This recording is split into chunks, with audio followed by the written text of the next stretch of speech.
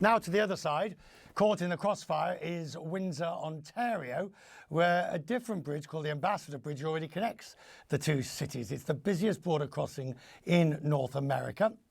It's crucial to Windsor's operations, bearing in mind the amount of automobile traffic and autos in the industry. 40,000 people across the bridge, $323 million worth of goods. Now, this new bridge is meant to be another economic link between the two countries. The mayor of Windsor, Drew Dilkens, joined us on Quest Means Business back in March, talking about the impact of new auto tariffs, and the mayor is back now. Mayor Dilkens, I'm glad to have you with us. What do you think is behind this? Because it's a bridge primarily paid for by Canada, but where there is considerable US steel, considerable US involvement. What's going on here, really? Yeah, I wouldn't believe any of the nonsense in the Post with respect to no U.S. building products or steel used. Half the bridge was constructed with U.S. steel. All of the port of entry on the U.S. side was U.S. steel. In fact, of the 15,000 men and women that helped build that bridge, 8,000 came from the United States, Richard. And so what's behind it? Donald Trump likes to cherry pick issue by issue. He likes to take softwood lumber, dairy, steel, aluminum, auto, and have a negotiation on each issue separately in a year that we're actually supposed to sit down and have a comprehensive renegotiation of USMCA and CUSMA. And so I suspect this is just a cherry picking of this particular issue to try and, gain some leverage and use that as a currency of some form.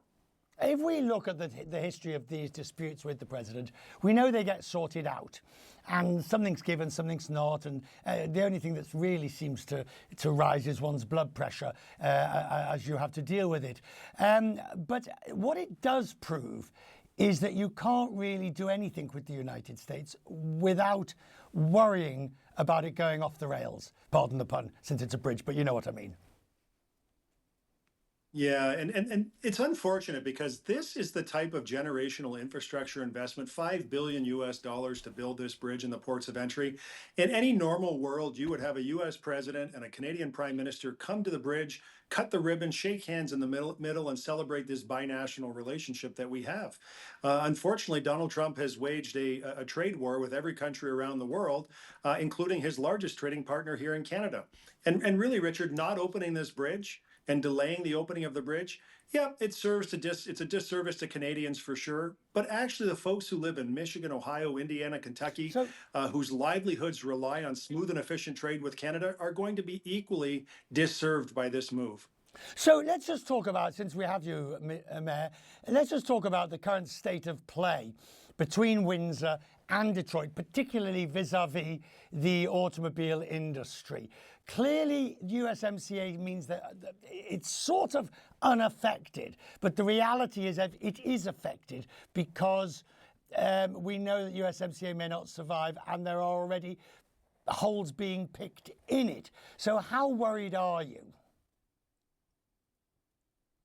Well, listen, we take nothing by chance here or nothing for granted. We would like to renegotiate and have an agreement that's good for all countries who are party to the trade agreement.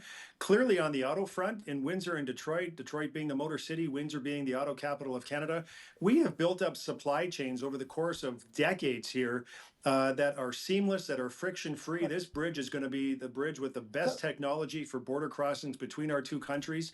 It'll remove most of the friction. And in the auto industry, that's really good because they work on a just-in-time delivery basis. And so, of course, we're concerned, but the narrative that affects...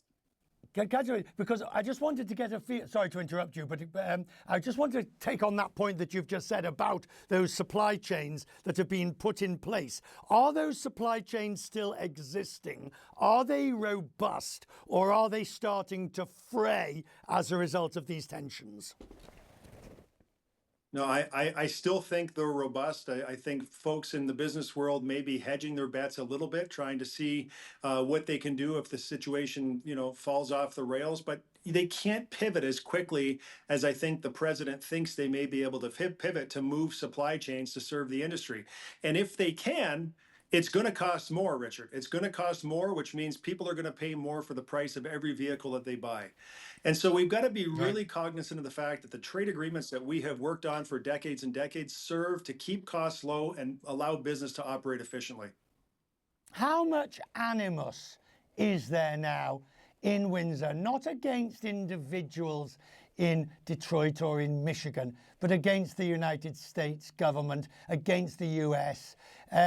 To quote a sort of Olympic athlete from the US, of Winter Olympic, mixed emotions, I'm sure. But if you take the temperature on the main street in Windsor, what would I find?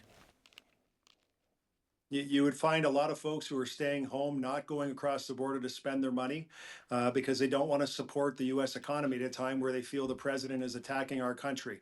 Fundamentally, though, let me be really clear. Canadians love Americans.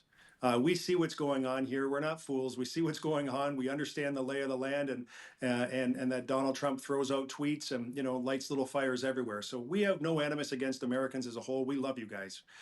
We just need to figure out the pathway that hopefully gets us to the midterms, and perhaps there will be a change. And if not, we need to figure out the pathway that gets us through the next 3 years of the term of this president. I'm grateful, Mayor. Thank you. I promised last time, and I promise again. Next time we meet, it'll be in Windsor. What a lovely place. I've been there many times. Many thanks, sir. Thank you for joining us. Now.